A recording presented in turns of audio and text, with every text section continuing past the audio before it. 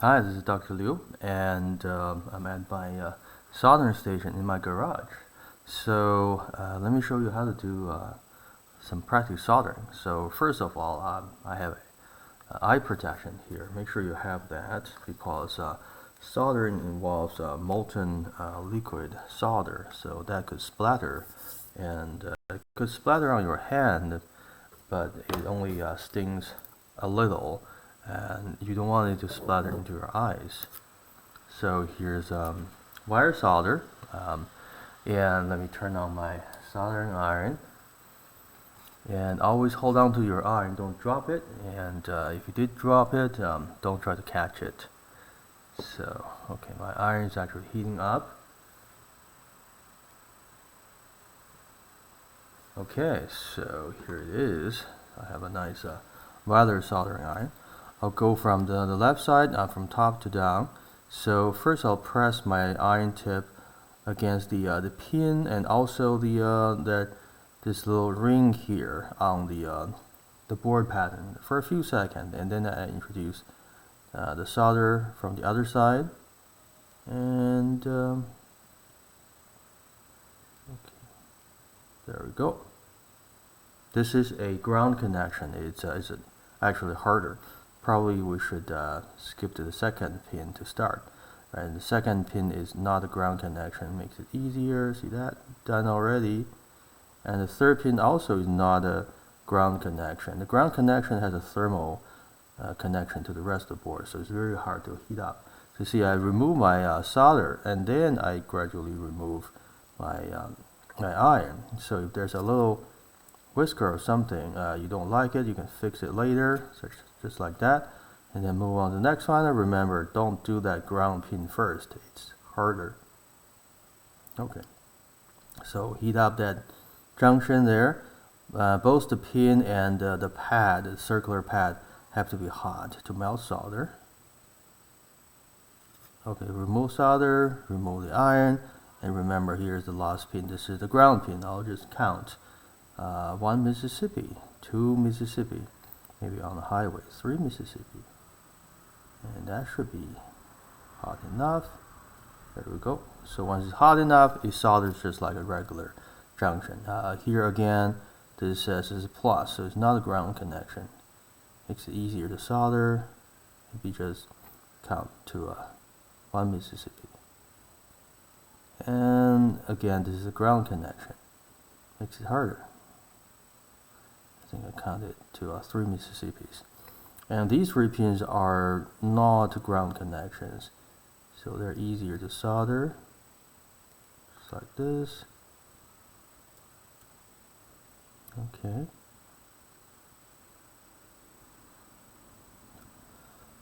So among all the different types of soldering jobs you might find yourself doing, soldering on the circuit board, these so-called through-hole connections on the circuit board, printed circuit board, is actually the easiest. Most people start with soldering wires together, for instance, and that is actually harder. So I'm just cleaning up my soldering iron tip, retining it before replacing it onto the stand, and I can certainly turn off the iron, but I want to inspect my work. It's like this light isn't really that helpful at all, at least not for the video. Okay, so I want to inspect my work. I'll just take a closer look. Okay, so make sure all the pins have the nice soldering, and they're not balled up. If they're balled up, that means the solder was hot enough, but the junctions, they're cold. So you have to keep your iron on the junction with the pin and the pad for longer than a few moments, especially for any connection that is a ground connection. See, this one here has a negative, so that connection takes longer time to heat up. Okay, so this looks good. I'll remove, see that it's getting warmed up because the soldering, so sometimes you have to stick it back to get the remaining blue tack off the work. So okay, here, yeah, all back. So that was the lag part that I was using. Okay, it's a little sticky because I was talking while I was soldering. I could have spent less time on each junction. Okay, so now I got back on my blue tack. I can reuse it as many times as I like.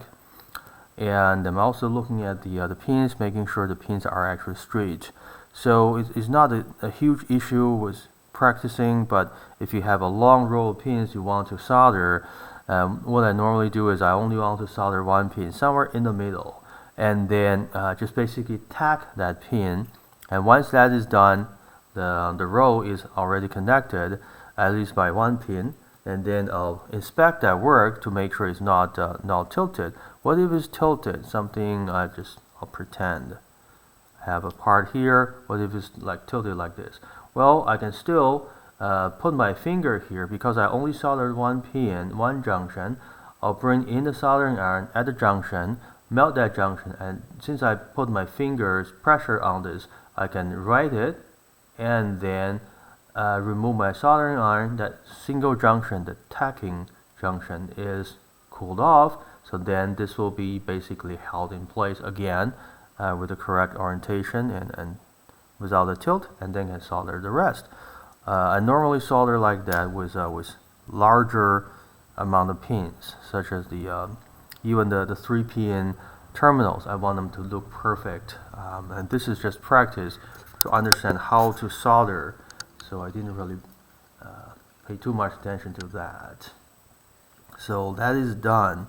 There's still more holes you can practice. There's this pattern of 6 pins, this pattern with forgot 9 pins, another 3. So there's plenty of locations to practice soldering before you do something that's more important, such as soldering a header onto your SDI 12 USB adapter. That you don't want to be going in without any experience at all. So this little kit will help you gain that experience. Thank you.